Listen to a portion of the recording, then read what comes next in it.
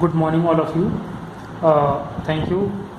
आप लोग के बहुत अच्छे रिस्पांस आ रहे हैं और सभी के होमवर्क मुझे मिल गए टाइम पर। ओके, तो सबसे पहले कुछ डाउट्स थे महकदीप के और जिनके भी डाउट्स थे सेम डाउट्स थे। प्रॉब्लम आ रही थी आप लोगों को 1/√2 यानी √3 रूट वाली प्रॉब्लम्स आ रही थी। तो सबसे पहले मैंने कुछ डाउट्स लिखे हैं जो लिखवाया गया था बच्चों से। पहले था एक्सरसाइज 2.2 में क्वेश्चन नंबर 3 का 7th पार्ट, ये क्वेश्चन है। और दूसरा डाउट था 2.4 में क्वेश्चन नंबर 1 का 4th पार्ट, जो कि ये है। तो सबसे पहले मैं आपका डाउट क्लियर करता हूँ, फिर आज का सेशन स्टार्ट करते हैं।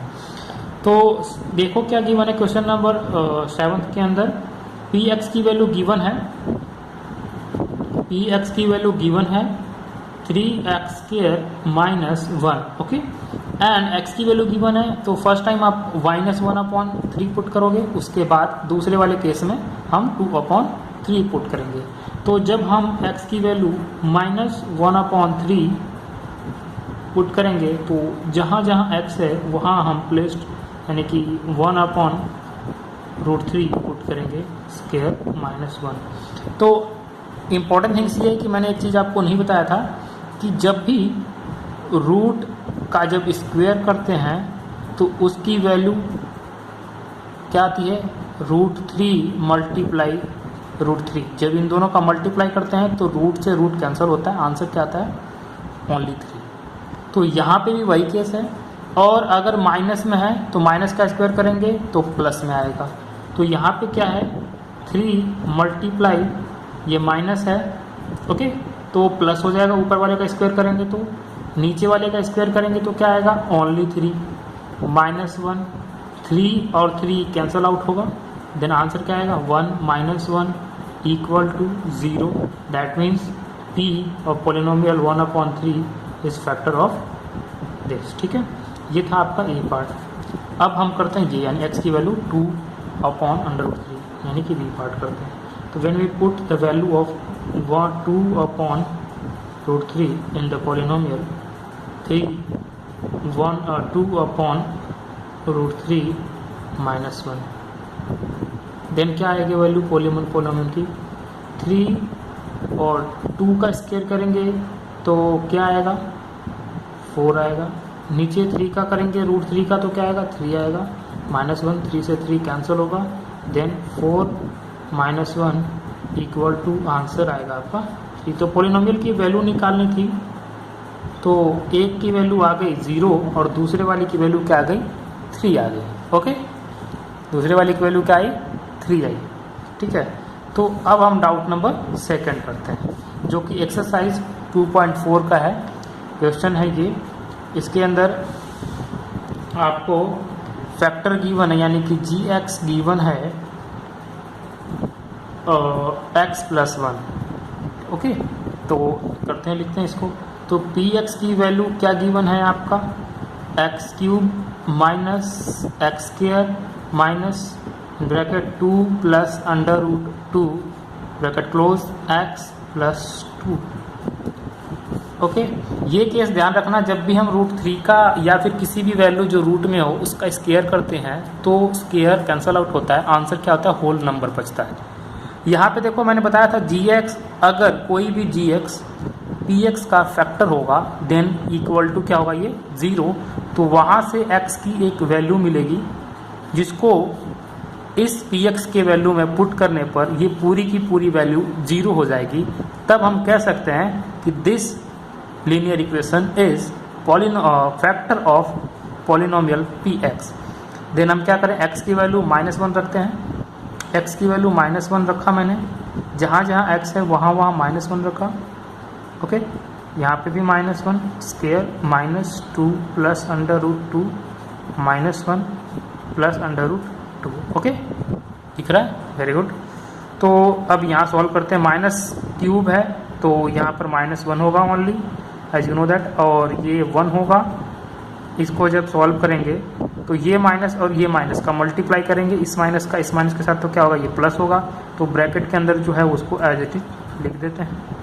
ओके, +2 लिख दिया हमने। तो ये माइनस माइनस क्या हो गया आपका, -2, ये +2। देखो जब ये दो रूट्स आते हैं जब एक साथ, जब दो रूट्स एक साथ आते हैं तो वो बिल्कुल एक वेरिएबल की तरह बिहेव करते हैं जब उनके बीच में प्लस का साइन हो। जैसे यहाँ पे क्या है, प्लस का साइन। अगर वो मल्टीप्लाई कहता है तो मल्टीप्लाई करके रूट से रूट कैंसिल हो जाता है, लेकिन अगर वो बीच में प्लस है तो एक वेरिएबल की तरह बिहेव करते हैं। दैट मीन्स ये x है, ये x है, तो इन दोनों को प्लस करेंगे तो क्या आएगा, 2√2, यानी 1√2 1√2, कितने √2, 2√2। समझ में आ रहा है आपको? अगर ये डिफरेंट ये √3 होता, ये √2 होता तो ये प्लस नहीं हो सकते, लेकिन अगर दोनों के दोनों सेम है तो उनको प्लस किया जाता है अगर बीच में है तो 1 रूट और 2 रूट। अगर मान लो यहाँ पे 2√2 दिया हुआ है, यहाँ पे 3√2 दिया हुआ है, तो इन दोनों के बीच में साइन क्या है, प्लस है। देन आंसर क्या आएगा, 5√2। सपोज करो इनके बीच में मल्टीप्लाई का साइन है तो इन दोनों का मल्टीप्लाई होगा, 3 2 जा 6, फिर इन दोनों का मल्टीप्लाई होगा, 2 का 2 से मल्टीप्लाई करेंगे तो रूट, तो केवल रूट हट जाएगा, तो आंसर क्या आएगा, 12। तो इस तरीके से है, ध्यान से देखो आप लोग, ठीक है। अब इसमें क्या है, ये प्लस में ये माइनस में ये तो कैंसिल होगा, ये क्या आएगा आंसर, 2√2। तो क्या ये इसका फैक्टर है, ऑब्वियसली नो। ओके, ये यानी कि gx x+1 is not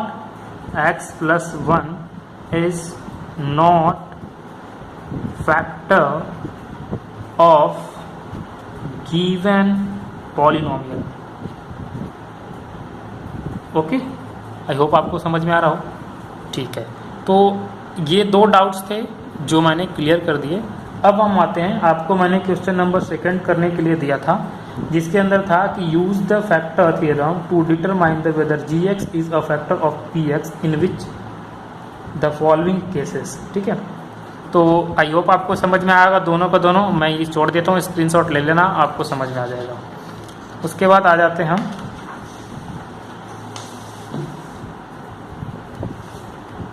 question number 2 के ऊपर। क्वेश्चन